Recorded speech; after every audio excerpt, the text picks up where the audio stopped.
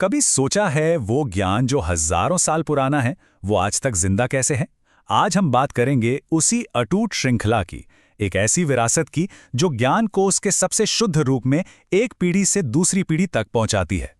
जरा सोचिए, वो प्राचीन ग्रंथ जो सदियों पहले लिखे गए थे आज भी हमारी जिंदगी पर इतना गहरा असर कैसे डाल पाते हैं।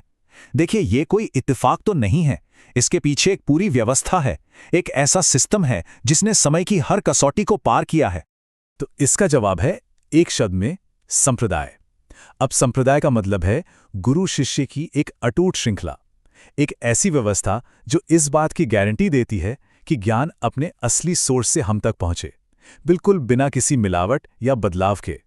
तो चलिए इस श्रृंखला की जड़ों तक चलते हैं, समझते हैं ब्रह्मा माधवा गौड़ीय परंपरा की शुरुआत को, जिसके तार सीधे सीधे सृष्टि की शुरुआत से जुड़े हुए माने जाते हैं। देखिए, ये चेन शुरू होती है स्वयं भगवान कृष्ण से, जो ज्ञान के ओरिजिनल सोर्स हैं। उन्होंने ये ज्ञान दिया ब्रह्मांड के पहले जीव ब्रह्मा को। वहां से ये ज्ञान आगे बढ़ा व्यासदेव जैसे महान संतों तक, जिन्होंने वेदों को लिखा। फिर 13वीं शताब्दी में मध्वाचार्य जैसे दार्शनिकों ने इसे और मजबूत किया, और 16वीं शताब्दी में भगवान चैतन्य ने भक्ति के इस रास्ते को एक बिल्कुल नया क्रांतिकारी मोड़ दे दिया। लेकिन हुआ ये कि समय के साथ भगवान कृष्ण की लीलाओं से जुड़ी वो पवित्र भूमि वृंदावन एक तरह से गुमनाम हो गई थी। फिर भगवान चैतन्य के आने से इस परंपरा में एक नई जान आ गई और एक बहुत बड़े पुनर्जागरण की, एक रेनेसांस की शुरुआत हुई। भगवान चैतन्य ने अपने 6 सबसे प्रमुख शिष्यों को, जिन्हें 6 गोस्वामी कहा जाता है, वृंदावन भेजा।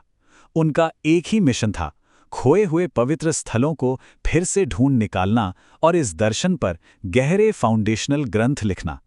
इन्हीं 6 गोस्वामियों ने उस दर्शन की नींव रखी जिसे आज हम गौड़ीय वैष्णववाद के नाम से जानते हैं, और वृंदावन को फिर से एक बड़ा तीर्थ स्थल बना दिया। लेकिन फिर आया 18वीं और 19वीं सदी का दौर, और इस परंपरा के सामने एक बहुत बड़ी चुनौती आकर खड़ी हो गई: आधुनिकता और पश्चिमी विचारों का प्रभाव। ये बिल्कुल वैसा ही था जैसा भगवान कृष्ण ने खुद भगवद गीता में कहा है कि समय के जोर से बड़ा ज्ञान भी धुंधला पड़ सकता है। यह किसी की नाकामी नहीं है, बल्कि एक नेचुरल साइकिल है जिसका सामना हर परंपरा को करना ही पड़ता है। उस दौर में हालात ऐसे हो गए थे कि जो परंपरा कभी अपने गहरे दर्शन के लिए जानी जाती थी, उसे पश्चिमी सोच के असर में तर्कहीन और अनैतिक कहा जाने लगा। इसकी इज्जत को बहुत ठेस पहुंची और ये अपने ही देश में एक तरह से नज़रअंदाज कर दी गई। लेकिन जैसा कि हमने कहा, ये एक अटूट श्रृंखला है, तो जब भी ये कमज़ोर पड़ती है, कोई महान आचार्य इसे फिर से मजबूत करने के लिए आते हैं।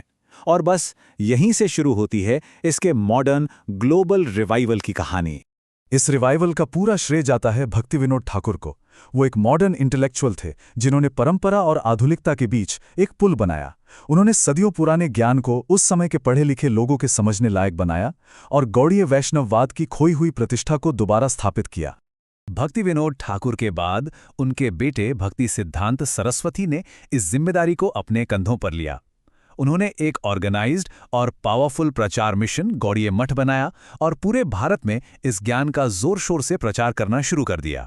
और फिर आते हैं एसी भक्तिवेदांत स्वामी प्रभुपाद। अपने गुरु के कहने पर वो 70 साल की उम्र में भारत से निकले और अकेले ही इस आंदोलन को दुनिया के कोने कोने तक ले गए। आज हम इसे इस्कॉन के नाम से जानते हैं। तो ये कहानी सिर्फ इतिहास की किताबों में खत्म नहीं होती, ये श्रृंखला आज भी उतनी ही जिंदा है। ये सिर्फ किताबों में नहीं, बल्कि दुनिया भर में लाखों लोगों की जिंदगी में जी रही है। देखिए, आज अकेले इस्कॉन में ही लगभग 115 दीक्षा गुरु हैं। जरा सोचिए, 115 जिंदा कड़ियां जो ये पक्का कर रही हैं कि ये ज्ञान बिल्कुल शुद्ध रूप में अगली पीढ़ी तक पहुंचे।